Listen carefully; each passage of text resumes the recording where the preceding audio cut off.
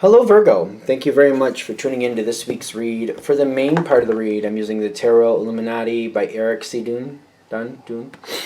Supportive Oracle cards, and I know it says it's a tarot card deck, but I use it like an Oracle card deck. The Akashic Tarot by Sharon Ann Klingler, I believe, and Sandra Ann Taylor. So that way, if you like these decks, you can find these decks. Or if you want to see more stuff by those people, you see the spelling, and you can do that too. Okay. This is Virgo. What do we have for Virgo?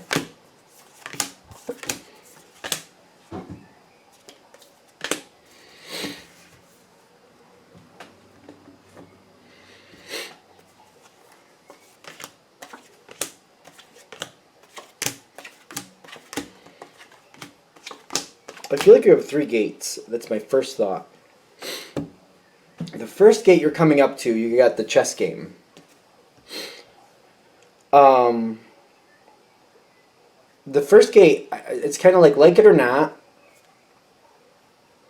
It's kind of like you can either go with the game and try to make it the best you can, or don't go with the game, and then the situation... it's like if you want control, if you want some type of say over what's happening, you got to kind of play the game a little bit. Because I feel like there's a lot of people, and I can relate to this, where you're like, I don't want to play the game. I don't want to do this whole game thing. But going into this, it's kind of like that's your choice. Like either kind of work with it and try to get something good out of it, or pretty much be ruled by it is what I'm getting. I don't like that, but it's kind of like, well, if I don't play, how can it rule me? But for a lot of you, I feel like it's like a work situation. Like, if you're not in the game, you turn into kind of like a pawn. That's kind of what I'm feeling. You got to kind of get in there and kind of find out what's going on. And you got to kind of work with what's being handed towards you. It does. When I'm seeing that chess game, it does very much feel like that's how you're looking at it. Like, I don't want to play this game anymore. But on the other hand, it's like, if I just walk away, it's pretty much I'm subject to what people hand me and what comes my way. And I don't really like that either. So it's kind of like you're trying to get into it. You're trying to work with it, but you're like, I don't really want to play it. I don't really want to play a game. But I need to work with it so that way at least I can fortify my situation and I can keep things safe where I am and at least work out better where I am. There's something coming towards you that's kind of looking at you like a very valuable piece of the puzzle. It's very much the chess game feel. Somebody's looking at you like, oh, you could be a great rook, or you could be a great knight for me, or you could be a great whatever other things. Like, you're one of the higher players to them, kind of like, I can use you like this, and I can get that type of benefit from you. Now, it has Archangel Michael with the Nine of Cups. While somebody is looking at you in that way, if I can get you here, situated here like this, you can do this for me, and that can be very beneficial. They are still a person who also is kind of like one hand washes the other. I do this, you do this for me, and all this happens, and this goes well, and you kind of play that out the way I know you will.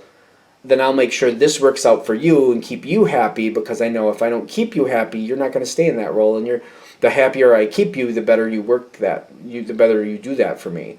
They seem to understand that balance.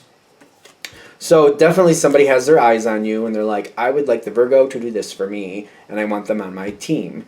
At the same time, though, they do seem to have a healthy way of honoring it. I feel like the Archangel Michael energy is kind of like either they are aware or they're getting that energy, or somebody is telling them, you're only going to keep the Virgo if you treat the Virgo well. You may have the Virgo on your side for a while, but if you treat them badly, sooner or later they will leave, and plus their performance will slowly go down. They won't, if they don't believe in you or you treat them badly, it won't work out. And it's like that energy is kind of like, honor those who you want to help you. That's there. They seem to be there with that. I think that's an evolution with this person. I'm saying that because this isn't always the case with them, and they're starting to understand that more and more as they get farther in life.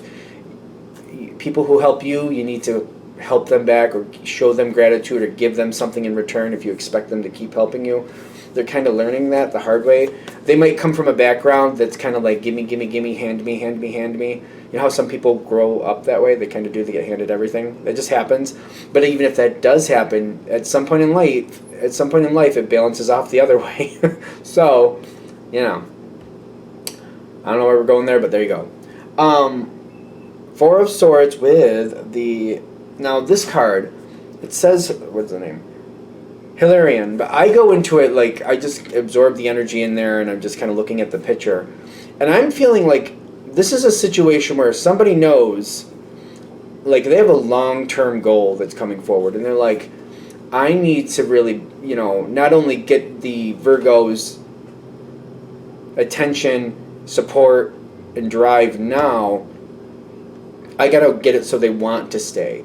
I have to do this in a way that, you know, like, and it's between the two of you, because I feel like that going back the other way, you're kind of like, all right, this person, they're showing, I know what they want from me. I feel like you know what they want from you. This is the first gate again. I know what they want from me. Do I believe in them? Do I want to get involved with this?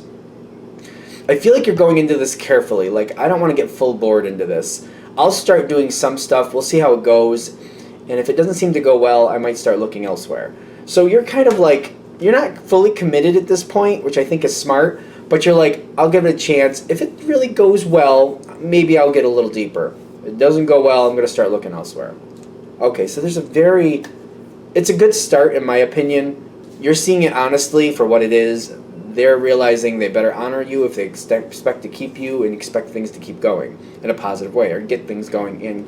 First get them going and then keep them going in a positive way. The moment comes forward with the moment of truth is what I'm getting. 8 of Roses for them with the World. It comes forward. I feel like they win you over, or they get you on their side, or whatever. You do seem to link up with this energy, whatever it is. They're all happy about it. They're like, all right, I got the Virgo working with me. I know what I need to do to keep the Virgo happy. The Virgo is very honest and hardworking, so I'm liking what I got. This looks good. They seem to be very overjoyed about it. The 8 of Roses, I'm getting with these people sitting at the table, it just feels like they're feeling like I made a great choice, and I feel very comfortable and relaxed that I made that right choice. Like, they feel like they've done what they needed to do. Like, yes, this is going where I needed to go. You've got the Moon with the commitment. Literally, it says commitment. So 1 of Roses. So they don't call it the Ace. This is why, again, this deck, it's a little different for me. Like, when literally, there's a contract, but there's these rose petals around it, and this beautiful, I want to say it's like some type of gas lamp or something. It's a very beautiful scene, and it's kind of like, you're going into this like, this looks really good, this sounds really good, this seems really good. But the Moon card there with you is kind of like, not everything that starts well ends well. It's kind of like, yeah, been around long enough to see where it can look great and wonderful, and like everything, it looks set up so great, like all you have to do is go through it. But you know, you get into it and then it goes, and you know that. So it's kind of like, I'm hopeful. This is the second gate, by the way. I'm hopeful. It's actually starting. Looks good. Let's see how it holds up. Let's see how it holds the test of time. I feel like literally they're giving the word commitment to like say like, you're in at this point. You are definitely in. Unless something goes literally south and something goes really wrong, I feel like you're very much in at this point. The third gate, the third and final gate for this reading. There's a face down card, which I want to know what this is. So, the Scribe. Now, are they paying attention to you? Because I'm seeing this table again, right? The table here before was very happy, very content, very joyful. The table over here, there's a lot of work. There's a lot of things going on. They might get a little bit distracted. You're going to need to remind them of commitments they made to you. Because you committed to this, but I feel like when I'm seeing that commitment card in the second gate here, you want to pull that forward to the third gate in the sense of like, you want to remind them of the commitments they made to you. Because I'm feeling with this card, they're going to get very busy. They're holding the line, keeping things together with the Nine of Wands, and they got the Sun card. Things are going really well. But I feel like they might be slipping on their commitment to you. Slipping. Like, it's not quite on point. It's not going like it should be. Whatever you were expecting, it's kind of there, but it's just like, it's kind of like, you know, when you're a kid and you have the cookies on the shelf and it's after dinner, but you know, everybody's busy and you're like, I want that cookie. Like, I ate my dinner, I should be able to have my cookie. Like, I ate my dinner, and I'm allowed a cookie when I eat my dinner. I want my cookie, but there's people are so busy, and you're just kind of like, how long do I gotta wait for my cookie? And they're so busy that you're not interrupting. You know, maybe you're one of those kids. You're like, I'm not interrupting. I'm just waiting for them to slow down so I can ask somebody politely for my cookie because I'd like my cookie. I know it sounds really weird, but I feel like that's what's going on. It's like you haven't missed out on your benefit. It's just like, give it to me. Like, I did what I said I would do. I fulfilled my promise. Can I have my reward, please? It was promised to me. That's why I did that, because I wanted that reward. That's why I ate the Brussels sprouts, because I wanted that cookie. Now give me my cookie. Sorry. The Hermit card is telling me you're wondering, like, wait a minute. I mean, I haven't missed out on my benefit yet. I haven't missed out on my reward yet, but when are they going to give it to me? Like, give me my reward. Like, I want my reward. Like, I earned it. That was the deal. I do this for you, you do that for me. So I did my side. Now you do your side. The Prince of Wands with the Akashic Field. Sometimes you got to step across polite. Sometimes people get kind of caught up in polite. Throw it out there. However you need to. Like, you know, just when somebody passes by, hey, when you get a minute, can you give me my cookie? Have you heard anything about my cookie? Where are the cookies? I'm just saying. Anybody know about my cookies? About my cookies. I just keep going about this in the cookie way. I don't know. Apparently I've had a cookie moment. I'm going to have cookies today. You need to say something. You're going to need to say something. I think, let's just make it simple. You need to say something to get your reward. They're not trying to cheat you out of it, but I feel like somebody's caught up in what they're doing and they're not realizing. If you just bring it forward, and you might have to, like, once a week, just keep reminding, or however often, keep reminding. Like, if I was that kid waiting for my cookie after dinner, like, I give it like 5-10 minutes, I'd remind them again.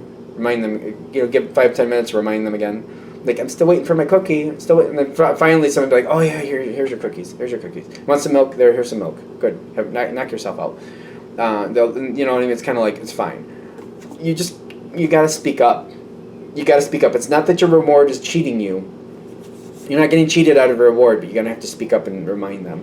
Especially with the Akashic Field, because it makes me feel like it's there.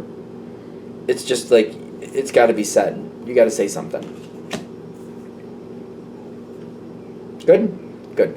All right, I'm going to shut this down here. I hope that helps. Thank you for watching. If you'd like a direct reading from me, shoot me an email, jamesforastral@gmail.com. This is James, the number 4, astral@gmail.com. Thank you.